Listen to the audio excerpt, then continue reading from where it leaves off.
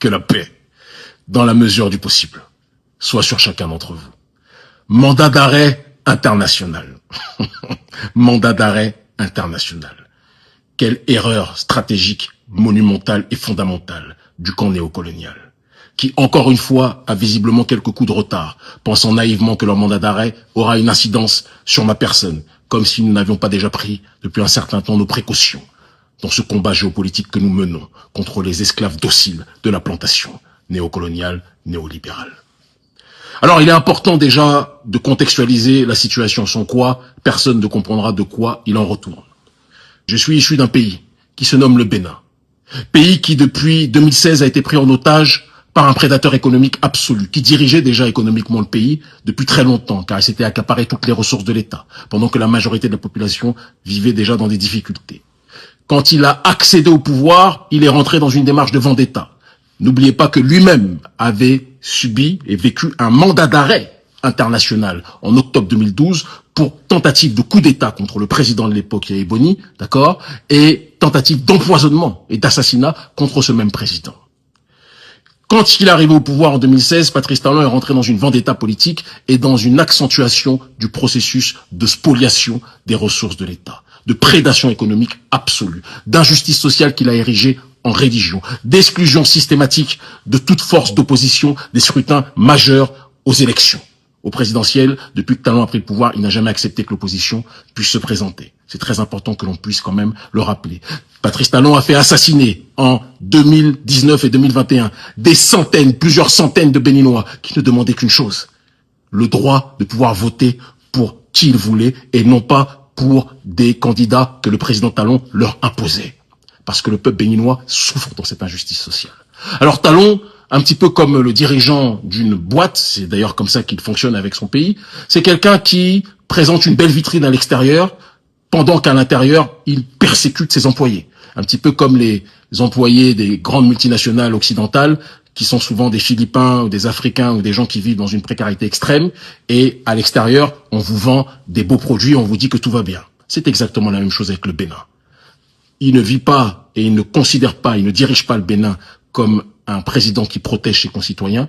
Il dirige le Bénin en voyant la population comme ses sujets, d'accord, ses soumis, qui doivent faire ce qu'il dit, se taire, sans quoi ils seront assassinés ou incarcérés en masse, comme c'est le cas depuis sa prise de pouvoir, ou poussés à l'exil. C'est la réalité des faits, et vous et moi le savons. Talon, en plus de tout ce que je viens d'énoncer, a fait récemment un coup d'État constitutionnel. Il a violé la Constitution, même s'il a payé les hautes juridictions pour qu'elles présentent un semblant de légalité à son coup d'État constitutionnel, en créant un Sénat sans référendum composé de gens non élus, qu'il va diriger, soit par un prête-nom, soit directement, et qui lui permettra de diriger comme une sorte d'ayatollah néocolonial, ayatollah de la France-Afrique, à la tête du Bénin. Il dirigera le prochain président et il dirigera l'Assemblée nationale via son poste au Sénat. Il a prolongé le mandat électif de ses pions, sans l'aval de la population.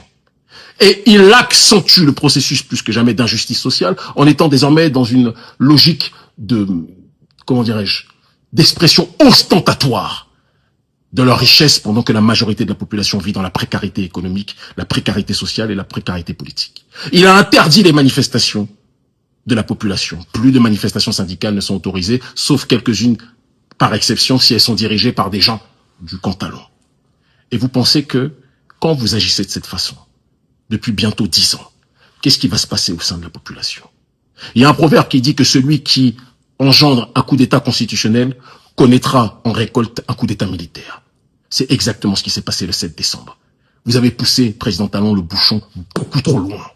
Parce que vous pensez que comme vous terrorisez beaucoup de Béninois, tous les Béninois allaient se taire. Mais non. On l'a vu dans les groupes WhatsApp.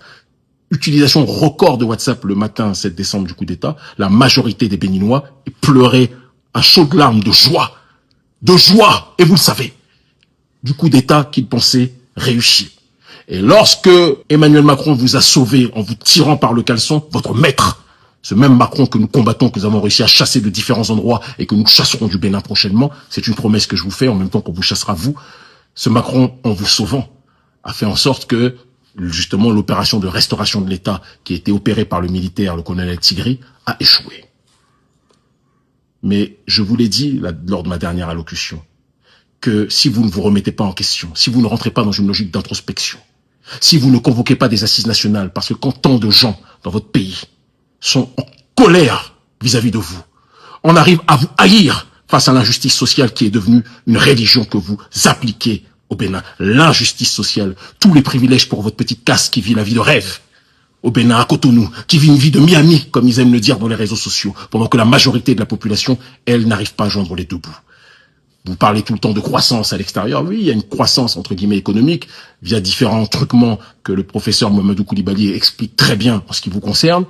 Mais cette croissance économique bénéficie à qui? Elle bénéficie à votre caste prédatrice et pas à la majorité de la population. Quand les gens sont étouffés économiquement, paupérisés, interdits de parler pour se plaindre en allant manifester, interdits de pouvoir voter, qu'ils voient sous leurs yeux sans pouvoir réagir que vous faites un coup d'état constitutionnel, vous prolongez les mandats électifs de vos éléments. Qu'est-ce que vous croyez qui va arriver? Je le dis et je le répète, ce qui s'est passé, je l'ai félicité, parce que quand quelqu'un fait un coup d'état constitutionnel, je me donne le droit de féliciter ceux qui vont empêcher ce coup d'état constitutionnel. Je le dis avec froideur. Soit on empêche les coups d'état constitutionnels, soit on ne pourra pas empêcher la répétition. Et c'est ce qui va se passer.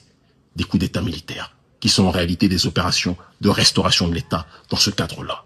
Patrice, tu as lancé un mandat d'arrêt contre nous, mais tu es tombé sur le mauvais noir. Je te le dis avec simplicité. Tu ne pourras jamais nous arrêter. Et quand nous allons nous rencontrer, tu seras aux arrêts. Et nous reviendrons sur la terre de nos aïeux. Et nous serons dans une démarche de communier avec notre population. Enregistre bien ce que je dis, parce que c'est ce qui va se dérouler. Tu es tombé sur le mauvais noir, Patrice. Tu es l'esclave docile de la plantation néocoloniale et néolibérale. Je suis un des esclaves rebelles de cette plantation néocoloniale, de cette plantation néolibérale. Macron claque des doigts et vous fait ce qu'il veut. Et c'est pour ça qu'en retour, quand vous êtes en danger, ils viennent vous sauver. Mais ton maître ne pourra pas te sauver éternellement. C'est une question de souveraineté, Patrice. Nous n'avons aucun maître. Aucun. Si ce n'est Dieu. Ce combat, on va le mener jusqu'au bout. Et vous ne pourrez pas nous stopper.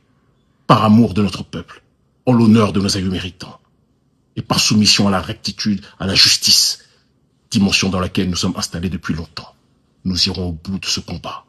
Et tu ne pourras pas nous stopper. Le Bénin libre ou la mort, nous vaincrons. L'Afrique libre ou la mort, nous vaincrons. Il y avait des esclaves rebelles. Il y a des esclaves rebelles aujourd'hui. Il y avait des esclaves dociles hier. Il y a des esclaves dociles comme toi aujourd'hui. Nous verrons, à la fin, qui va gagner ce combat. À très vite.